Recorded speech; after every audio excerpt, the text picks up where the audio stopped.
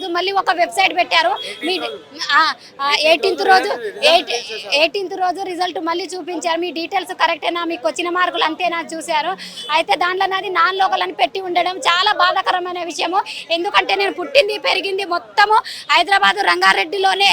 నేను 1వ తరగతి నుండి బీఎస్సీ నర్సింగ్ మొత్తము కూడా రంగారెడ్డిలోనే చదివాను. ఓన్లీ 7వ తరగతి మాత్రమే కృష్ణా డిస్ట్రిక్ట్ చదివాను. ఆ 7వ తరగతి కూడా ఎందుకు చదవాలనిపిస్తుంది అంటే మా మమ్మీ వాళ్ళు ఇంకా చదివించే స్తోమత నీకు లేదు, నాతో పాటు పని చేయించుకుంటాను. అయితే ఒక స్పాన్సర్ నాకు అమ్మ మేము చదివిస్తాం, మీ అమ్మాయి ఎంతవరకు చదివించినా మేము చదివిస్తాము అనేసి కృష్ణా డిస్ట్రిక్ట్ తీసుకెళ్లారు. నేను 7వ తరగతి 2004 నుంచి 2005వ తరగతి నేను చదివేశాను. అప్పుడు ఆంధ్ర తెలంగాణ అనేది ఏర్పడలేదు. ఇప్పుడు నోటిఫికేషన్లో 1 to 7th బోనఫైడ్ చూస్తున్నారు. 1 to 7th బోనఫైడ్ అయితే నేను 1 to 6th రంగారెడ్డిలో చదివాను, 7th మాత్రము కృష్ణా డిస్ట్రిక్ట్లో చదివాను. ఇప్పుడు హైలైట్ ఏం చేస్తున్నారంటే నువ్వు నాన్ లోకల్ క్యాండిడేట్ అని నిర్ధారించడం జరిగింది వాళ్ళు. ఎందుకు సార్ నేను 1 to 6th నాది పుట్టి పెరిగింది 8th 9th 10th inter BSc nursing నా అడ్రస్ నా జాతకం మొత్తం ఇక్కడ ఉంటే నా పరిస్థితి బాగా కృష్ణా డిస్ట్రిక్ట్ లో చదివిన కారణంగా అందుకని నాన్ లోకల్ అని పెట్టారు. నాకు 1 year ది మార్కులు కూడా యాడ్ అయినాయి. 4 మార్కులు 54 58 వచ్చినాయి. ఇప్పుడు 100కి నేను ఎస్టీ క్యాండిడేట్ని నేను 58 మార్కులు వచ్చాయి. నాది జోన్ 6. ఇప్పుడు ఏ జోన్ చూపిస్తలేదు, నాన్ లోకల్ అని చూపిస్తుంది. రేపటి నుంచి వెరిఫికేషన్ ఉంది. నా జోన్ 6లో ఎస్టీ అమ్మాయికి 40 మార్క్స్ వచ్చినా వెరిఫికేషన్కి పిలుస్తున్నారు. నాకేమో జోన్ 6 ఉండి ఎస్టీ అయి ఉండి 58 మార్కులు వచ్చి నా పేరే లేదు. ఎందుకు లేదంటే నాన్ లోకల్. ఎందుకు నాన్ లోకల్ అంటే నువ్వు 7వ తరగతి కృష్ణా డిస్ట్రిక్ట్ చదివామని.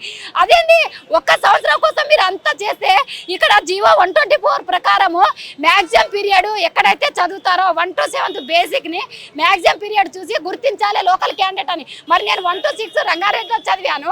8th నుంచి మళ్ళీ బీఎస్సీ నర్సింగ్ మొత్తం చదివాను. 7వ తరగతి పరిస్థితి బాగలేక కేర్ అండ్ షేర్ ఒక ట్రస్ట్, అది అనాథాశ్రయం అనేసి వాళ్ళు చదివించడం అయింది. దానివల్ల నన్ను ఆ 7th ఫోకస్ పెట్టుకొని నువ్వు నాన్ లోకల్ క్యాండిడేట్ అని గుర్తించారు. నేను ఇప్పుడు జాబ్ సంపాదించకపోతే నేను ఎప్పుడు సంపాదించలేను. దయచేసి నా పైన కనికరపడి న్యాయంగా నేను 7th చదివిన నా పరిస్థితి బాగలేకపోలే ఆ నాన్ లోకల్ అన్ని తీసేసి లోకల్గా ఖచ్చితంగా గుర్తించాలని నేను ఎంతగానో ఆశ చూస్తున్నాను. మరి 3 రోజుల క్రితం రిజల్ట్ ఇచ్చినప్పుడు నాన్ లోకల్, నా పేరు నాన్ లోకల్ బాణవతి సుజాత కాదు. నేను సూసైడ్ చేసుకోవాలని చనిపోవాలనిపిస్తుంది. ఎందుకంటే నేను హైదరాబాద్లో నాది ఆధార్ కార్డు జాతకం నేను మొత్తం చదివింది బయోడేటా మొత్తము రంగారెడ్డిలో ఉండి 7వ తరగతి చదవడం వల్ల మీరు దానికి అట్లా పాయింట్అవుట్ చేస్తే నా జీవితం ఏంది. అక్కడ నేను లోకల్ కాకపోతే ఇక్కడేమో నాన్ లోకల్ కాకపోతే నా పరిస్థితి ఏంది. నేను 58 మార్కులు తెచ్చుకున్న ఎస్టీ క్యాండిడేట్ని నాకు జాబ్ ఖచ్చితంగా 200కి 100% నాకు జాబ్ వస్తుంది. ఎందుకంటే నా నాన్ లోకల్ తీసేయాలి, ఇమీడియట్గా తీసేసి దీన్ని గుర్తించాలి. నా దగ్గర ప్రతి ఒక్కటి ఆధారాలు ఉన్నాయి.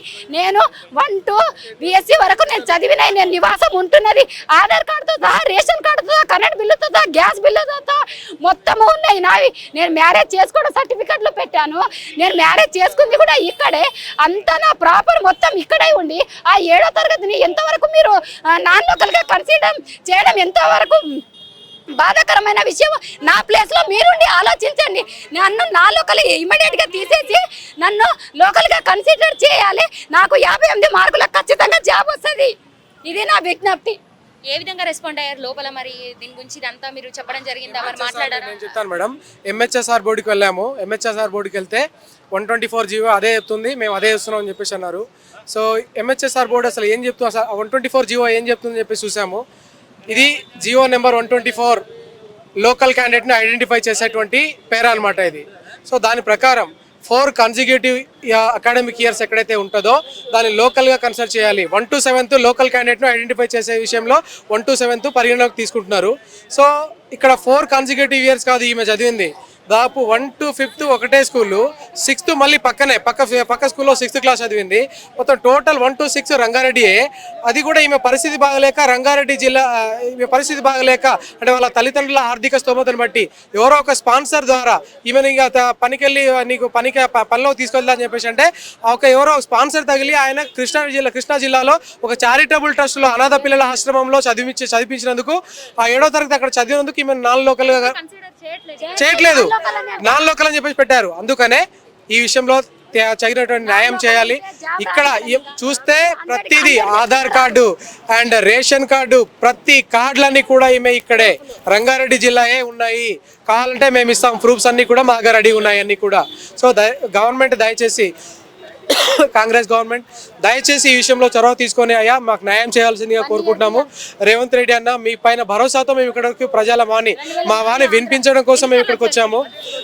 ఈరోజు వచ్చామమ్మా. నిన్న రాత్రి రిలీజ్ చేశారు వాళ్ళు. ఈరోజు మేము వచ్చాము ఇక్కడికి. మేము ఇక్కడ రాకుంటే మేము ఏ అధికారుల దగ్గరికి వెళ్ళా కానీ ఇప్పుడు ఎంహెచ్ఎస్ఆర్ బోర్డే 124 జీవో ప్రకారం మేము ఫాలో అవుతున్నాం అని చెప్పేసి సింపుల్గా తోసిపడేసిర్రు. వాళ్ళే ప్రధానమైనటువంటి అంటే బాధ్యత తీసుకునే వాళ్ళే అట్లన్నప్పుడు ఇంకెక్కడికి వెళ్తే న్యాయం జరుగుతుంది? అందుకనే ఇక్కడ దాకా వచ్చాము. దయతో ఈ విషయంలో న్యాయం చేయాలి. ఖచ్చితంగా ఈ విషయంలో న్యాయం చేసి మాకు లోకల్ స్టేటస్ ఇవ్వాలి. మా తల్లిని మార్చకూడదు అని చెప్పేసి విజ్ఞప్తి చేస్తున్నాము. మా తల్లి ఇదే, పుట్టి పెరిగినటువంటి తల్లి ఇదే, తెలంగాణ తల్లిని మార్చేసి వేరే తల్లి అని పేరు పెట్టొద్దు దయచేసి. మేము ఉద్యమాల్లో పాల్గొన్నాము, మేము తెలంగాణ రావాలని ఆకాంక్షించాము. అండ్ ఆ టైంలో కరోనా టైంలో కష్టపడి వర్క్ చేశాము. చిన్న పిల్లలను చూడకుండా కష్టపడి వర్క్ చేశాము. దాని ప్రకారం వెయిటేజ్ కూడా ఇచ్చింది గవర్నమెంట్. చాలా హ్యాపీ. కానీ నాన్ లోకల్గా కన్సిడర్ చేయడం అనేది చాలా బాధాకరమైనటువంటి విషయం. నాకు 2 ఆడపిల్లలు, ఒక పాప, 2 ఆడపిల్లలు, ఒక బాబు. ఆమె ఆ రోజు 18th రోజు రిజల్ట్ వచ్చినటువంటి రోజు ఆమె చనిపోదామని చెప్పేసి డిసైడ్ అయింది. నేను బతిలాడి ఆమె కాళ్ళు మొక్కి బ్రతిమాలు ఒప్పించాను. ఎందుకమ్మా, పోరాడదాం, కష్టపడదాం, మన ప్రభుత్వం వచ్చింది కదా. సరే, తెలంగాణ ప్రభుత్వంలో హస్బెండ్ నాకు అమ్మాయి భార్య. సో కష్టపడదాం, పోరాడదాం, ప్రభుత్వాన్ని మనం అడుగుదాం. ప్రభుత్వం న్యాయం చేయకుండా ఉన్నది. ఎందుకంటే మనం లేని దాన్ని ఉన్నదిగా మార్చమని చెప్తలేం, ఉన్నది ఉన్నట్టుగా చేయమని చెప్పేసి కోరుకుంటున్నాము. ఉన్నది ఉన్నట్టుగా చేయమని కోరుకుంటున్నాం ప్రభుత్వానికి. దయచేసి అయ్యా ఎలాంటి జీవోస్ 124 జీవోను నిశ్చితంగా పరిశీలించండి. 124 జీవో క్లియర్గా చెప్తుంది 4 consecutive years అని చెప్పేసి ఇక్కడ క్లియర్గా ఉంది. 124 జీవో క్లియర్గా చెప్తుంది 4 consecutive years కన్సిడర్ చేయాలని చెప్పేసి. దానిపైన high court for the state of Telangana అంతకుముందు వచ్చినటువంటి రిక్రూట్మెంట్ విషయంలో high court for the state of Telangana Hyderabad ఇచ్చినటువంటి కొరిజెండం ఇది. దాని ప్రకారం 124 జీవోను కోడ్ చేస్తూ క్లియర్గా మెన్షన్ చేసేది ఏంటంటే, candidate in respect of local candidates in terms of the presidential order 2018, that is study certificates for 4 academic years from 4th to 7th classes. However, if the candidate has studied in 2 or more judicial districts, then they have to submit study certificates from 1st class to 7th classes, and where the candidate has studied for maximum period will be treated as local candidate of the judicial districts అని clear గా ఉంది. Government order clear గా ఉంది. దాన్నే coat చేస్తూ high court క్లియర్గా మనకు mention చేసింది. ఈ 124 జీవో చదివేటువంటి ఓపిక ఎవరికి లేక అటువంటి దరిద్రుల కోసం అన్యాయం జరగొద్దని చెప్పేసి మన తెలంగాణ హైకోర్టు వారు క్లియర్గా కొరిజెండం రిలీజ్ చేసింది. ఎప్పుడు రిలీజ్ చేసింది? 31/3/2022లో. దాని ప్రకారం క్లియర్ గైడ్ లైన్స్ ఉన్నాయండి. 124నే కోడ్ చేసింది ఇక్కడ హైకోర్టు కూడా. 124 జీవో నెంబర్ 124నే కోడ్ చేసింది. క్లియర్ గైడ్ లైన్స్ కూడా ఇచ్చింది తెలంగాణ హైకోర్టు. సో దీన్ని అన్ని కూడా పరిగణలోకి తీసుకొని మాకు న్యాయం చేయాలని చెప్పేసి కోరుకుంటున్నాం. అయ్యా లేని దాన్ని మాకు వద్దు, కావాలని మాకు అందని దాన్ని మాకు అంటే ఆశిస్తలేము. కానీ మేము కష్టపడి చదివాము, రాత్రి బాగా చదివాము. మా చదువును, మా కష్టాన్ని గుర్తించి మమ్మల్ని లోకల్గా కన్సిడర్ చేసి మా సర్టిఫికెట్లు అన్నీ ఉన్నాయి. మీకు ఏ సర్టిఫికెట్స్ కావాలన్నా మా ప్రతి ప్రూఫ్స్ సహా మేము సబ్మిట్ చేస్తాము. We are ready to submit you sir. Please justify చేయండి. అండ్ మాకు కావాల్సినటువంటి జస్టిఫై ఏంటంటే, please consider as local candidate. Thank you very much.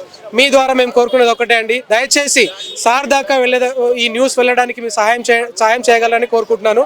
And మీరు కూడా వన్స్ అగైన్ మీ ఛానల్ వాళ్ళకు కూడా మేము ప్రత్యేకంగా కోరుకుంటున్నది ఇదే, దయతో మాకు న్యాయం చేయాల్సిందిగా కోరుకుంటామండి. థ్యాంక్ యూ వెరీ మచ్ అండి.